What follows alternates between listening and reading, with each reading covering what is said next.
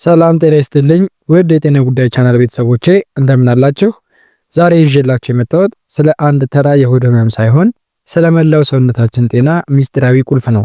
ይህም ደግሞ ስለ አንጀት መላላት ሲሆን በሰውነታችን ውስጥ ካሉት እጅግ ረቂቅና ወሳኝ ክፍሎች አንዱ የሆነው የአንጀታችን ግንብ እንደ መጨረሻው የፍተሻ ኬላ ሆኖ መርዛማ ነገሮችን ሲከላከልልን ይኖራል። ነገር ግን ይህ ግንብ በዝምታ መናድ ሲጀምርና በሰውነታችን ላይ ወረራ ሲታወጅ ምን አይነት ታምር ይፈጠር ይሆን? ምናልባት እስከዛሬ ድረስ የሆድ መነፋት፣ ድካም ወይም ደግሞ የቆዳ ሽፍታ ሲያጋጥማችሁ እንደ ተራ ነገር አልፋችሁት ይሆናል። ነገር ግን ይህ በአይን የማይታይ የአንጀት መላላት ቆዳችሁን የማበላሸት አይምሯችሁን በጭጋግ የመሸፈንና በሽታ የመከላከል አቅማችሁን ከጥቅም ውጪ የማድረግ አጥፊ ኃይል እንዳለው ግን ማወቅ ይኖርባችኋል። ዛሬ ሳይንስ ደርሶ ያረጋገጠለትንና ለብዙ ጤና እክሎች መነሻ የሆነውን የዚህን ስውር ችግር አራት ታላላቅ መንስኤዎችና ከስር መሰረቱ የሚጠግነውን አስገራሚ መፍትሄ ጭምር በዝርዝር ይዤላችሁ ቀርቤያለሁ ማለት ነው። ይህ ቪዲዮ ስለ ጤናችሁ ያላችሁን የተሳሳተ አመለካከት ቀይሮ እንዴት ከውስጥ ወደ ውጭ ራሳችሁን እንደ አዲስ መገንባት እንደምትችሉ የሚያሳይ ጥልቅ መመሪያ ነው። ወደ ዝርዝሩ ከመግባታችን በፊት ግን እንዲህ ያሉ ህይወት አድን የሆኑ የጤና መረጃዎቼ ሁልጊዜም ወደ እናንተ ይደርሱ ዘንድ ደግሞ ሰብስክራይብ፣ ላይክ እና ሼር እያደረጋችሁ ቤተሰብ ሁኑ። ላለሁኝ የምትፈልጉትን ጥያቄና ሐሳብ ደግሞ ኮሜንት ሴክሽን ላይ እያስቀምጣችሁልኝ ጥያቄያችሁን መመለስ አድናቆታችሁንም በምስጋና የምቀበል ይሆናል ማለት ነው። አሁን ወደዚያ ወደ ሚስጥራዊውና የጤናችን መሰረት ወደ ሆነው የአንጀት ዓለም ክፍል እንለፍ። አብራችሁን ቆዩ። የሰውነታችን ጤና መሰረቱ በአንጀታችን ውስጥ ይጀምራል። አብዛኛው የበሽታ መከላከል አቅማችንና የሆርሞን ሚዛናችን የሚወሰነው አንጀታችን ምግብን በሚያስተናግድበት መንገድ ነው። በሰውነታችን ውስጥ ካሉት እጅግ ረቂቅና ወሳኝ ክፍሎች አንዱ የአንጀት ግድግዳ ነው። ይህ ግድግዳ እንደ አንድ ብልህ የፍተሻ ኬላ የሚያገለግል ሲሆን ስራውም ለሰውነት የሚጠቅሙ ንጥረ ነገሮችን ወደ ደም ማስገባትና ጎጂ የሆኑ ባክቴሪያዎችንና መርዛማ ነገሮችን ደግሞ መከላከል ነው። የአንጀት መላላት የሚከሰተው ይህ ጠንካራ ግንብ ጥንካሬውን አጥቶ ቀዳዳዎቹ ሲሰፉ ነው። በሕክምናው አጠራር ኢንክሪዝድ ኢንቴንሲታል ፐርሜቢሊቲ የሚባለው ይህ ሁኔታ እንግዲህ በአንጀት ሴሎች መካከል ያሉት ጥብቅ መያዣዎች ሲላሉ የሚፈጠር ነው። በዚህ ጊዜ ያልተፈጩ የምግብ ቅንጣቶችና ባክቴሪያዎች በቀጥታ ወደ ደም ዝውውር ውስጥ ሰርገው ይገባሉ። ይህ ሲሆን ሰውነታችን ተወረርኩ በሚል ስሜት ራስን ወደ ማጥቃትና ወደ ከፍተኛ መቆጥቆጥ ይገባል። አንጀታችን ያለ ምክንያት አይላላም። ለዚህ ውድመት የሚዳርጉት ዋና ዋና ምክንያቶች ደግሞ ከአኗኗራችንና ከአመጋገባችን ጋር የተያያዙ ናቸው። የአመጋገብ መዛባት ዋነኛው ሲሆን በተለይ ነጭ ስኳር፣ ነጭ ዱቄትና በፋብሪካ የተቀነባበሩ ዘይቶች የአንጀትን ልባስ ቀስ በቀስ ይበሳሉ። ስር የሰደደ ጭንቀት ደግሞ ሌላው ተጠቃሽ ነው። ምክንያቱም አእምሮና አንጀት በቀጥታ የተያያዙ በመሆናቸው ከፍተኛ ጭንቀት የአንጀትን የመከላከል አቅም ያዳክማል። በተጨማሪም የባክቴሪያ መዛባት ወይም በአንጀታችን ውስጥ የሚኖሩት ጥሩ ባክቴሪያዎች ቁጥራቸው ሲቀንስ ግንቡ ጥበቃው ይላላል። ያለ ሐኪም ትዕዛዝ የሚወሰዱ የሕክምና ማስታገሻዎች ደግሞ የአንጀትን ስስ ልባስ በቀጥታ የማቁሰል አቅምም አላቸው ማለት ነው። እንግዲህ ከዚህ በመቀጠል ደግሞ ለዚህ ለአንጀት መላላት የሚዳርጉንን አራት መሰረታዊ ምክንያቶች ወይም መንስኤዎችና እነሱንም ደግሞ ሊያክሙ የሚችሉ የመፍትሄ ሕክምናዎችንም ዝርዝር አድርጌ ያስረዳቸዋለሁ። ለምሳሌ አንደኛ የአመጋገብ መዛባት ነው። የአንጀታችን ግድግዳ ለጤናችን ዋስትና የሆነው የሰውነታችን የድንበር ጥበቃ ነው። ነገር ግን ይህ ግንብ በቀላሉ የሚናጋው በምንመገበው የተሳሳተ ምግብ ነው።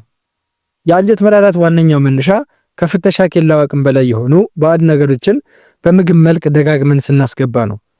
መንስኤው የሚጀምረው ከጣፋጭ ወጥመዶች ነው። ነጭ ስኳርና ጣፋጭ ምግቦች በአንጀታችን ውስጥ የሚኖሩትን ጎጂ ባክቴሪያዎች እንደ ማዳበሪያ ሆነው ያፋፏቸዋል። እነዚህ ባክቴሪያዎች ሲበቅሉ የአንጀቱን ስስ ልባስ የሚበሉ መርዛማ ጋዞችንም ይለቃሉ። በተጨማሪም እንደ ነጭ ዱቄት ያሉ ፋይበር አልባ ምግቦች አንጀት ውስጥ ተጣብቀው በመቆየት እንግዲህ ግንቡን የሚያላሉ መቆጥቆጥን ይፈጥራሉ። በፋብሪካ የተቀነባበሩ የአትክልት ዘይቶችም ደግሞ የአንጀትን ሴሎች መያያዣዎች በማዳከም ወራሪዎች የሚያልፉበትን ቀዳዳ ይከፍታሉ። ይህንን የተናጋ ግንብ መልሶ ለመገንባት ቁልፉ ያለው በጠረጴዛችን ላይ ነው።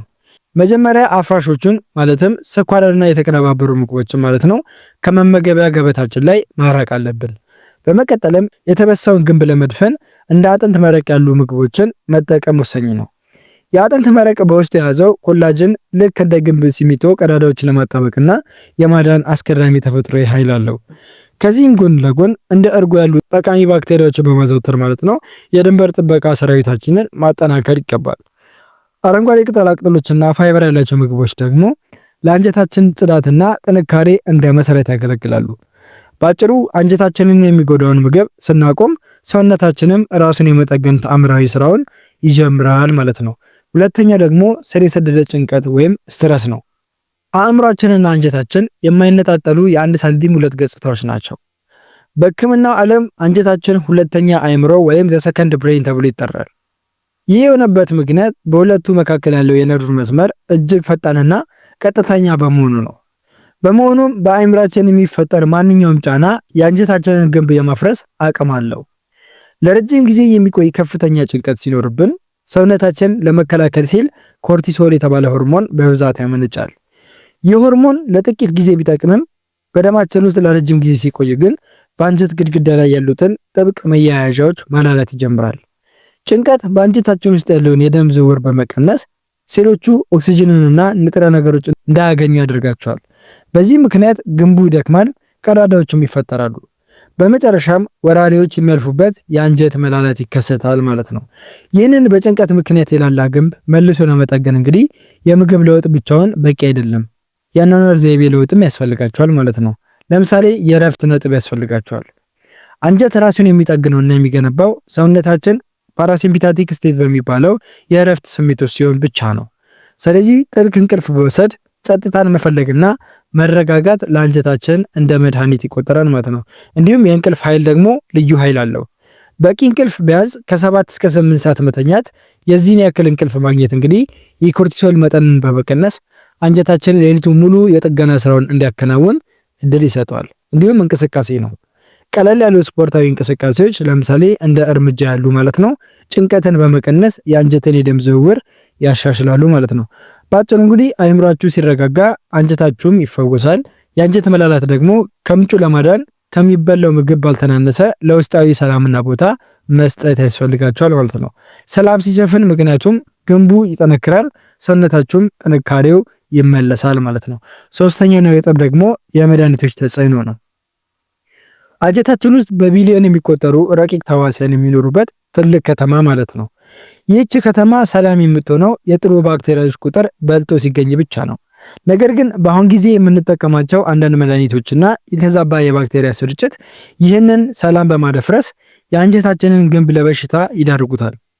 ዋነኛ ጥፋት የሚጀምረው ያለ ሐኪም ትዕዛዝ በምንወስዳቸው የሕክምና ማስታገሻዎች ነው።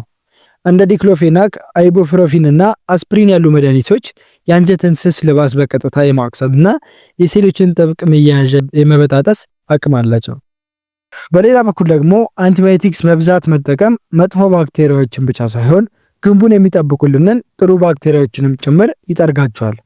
ጠባቂ ሰራዊቱ ሲጠፉ ደግሞ ጎጂ ባክቴሪያዎችና ፈንገሶች በከተማዋ ላይ በመንገስ የአንጀታችን ግድግዳ ይበሱታል። ይህም ለአንጀት መላላት ትልቁን በር ይከፍታል ማለት ነው። ይህንን በመድኃኒትና በባክቴሪያ መዛባት የመጣን ቀውስ መልሶ ለማስተካከል የሚከተሉትን እርምጃ መውሰድ ወሳኝ ነው። ለምሳሌ ተፈጥሯዊ ማስታገሻዎችን መምረጥ ያስፈልጋል። ከተቻለ ለቀላል ህመሞች መድኃኒት ከመውሰድ ይልቅ እንደ ዝንጅብል፣ እርድና በቂ እንቅልፍ ያሉ ተፈጥሯዊ መንገዶችን በመጠቀም የአንጀታችሁን ግድግዳ ከቁስል መታደግ። ሌላው ደግሞ የጥሩ ባክቴሪያ ሰራዊትን መተካት ነው። የጎደለውን ጠባቂ ሰራዊታችንን ለመመለስ እንግዲህ እንደ እርጎና ሌሎች ተፈጥሯዊ ዳቦና የምግብ ጥገናዎች ማድረግ የግድ ይላል። እነዚህ ምግቦች አዳዲስ ጥሩ ባክቴሪያዎችን ወደ አንጀታችን በማስገባት ግንቡን መልሰው እንዲገነባ ያደርጉታል ማለት ነው። በአንጀታችን ውስጥ ያለውን ግንብ ያጠናክሩልናል ማለት ነው። እንዲሁም ደግሞ የገባው ጥሩ ባክቴሪያ እንዲያድግና እንዲጠነክር ፋይበር ያላቸውን ምግቦች ለምሳሌ እንደ ነጭ ሽንኩርት፣ ቀይ ሽንኩርትና አትክልቶችን መመገብ ያስፈልጋል።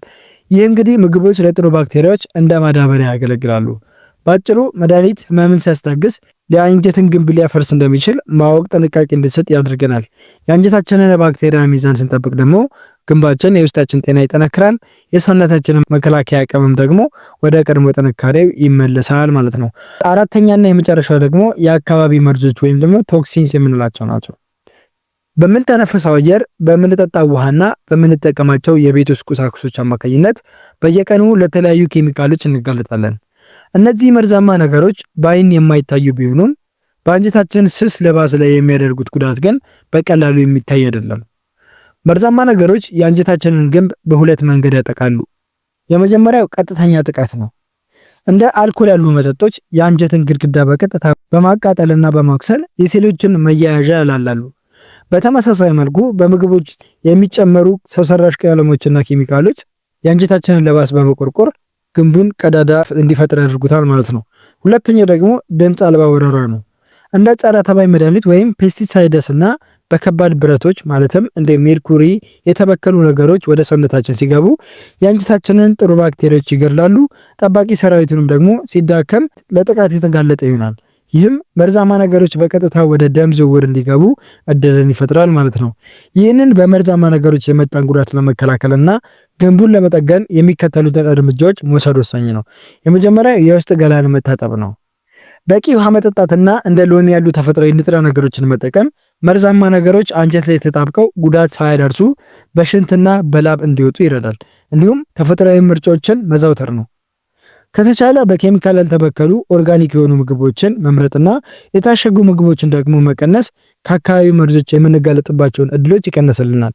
እንዲሁም አልኮልና ኬሚካሎችን መራቅ ያስፈልጋል። የአንጀትን ግንብ የሚለበልቡ እንደ አልኮል ያሉ ነገሮችን መገደብ ሴሎቹ ራሳቸውን እንዲያድሱና ግንቡም ደግሞ መልሰው እንዲገነባ ፋታን ይሰጣሉ። በአጭሩ የምንኖርበት አካባቢ በአንጀታችን ጤና ላይ ትልቅ ተጽዕኖ አለው።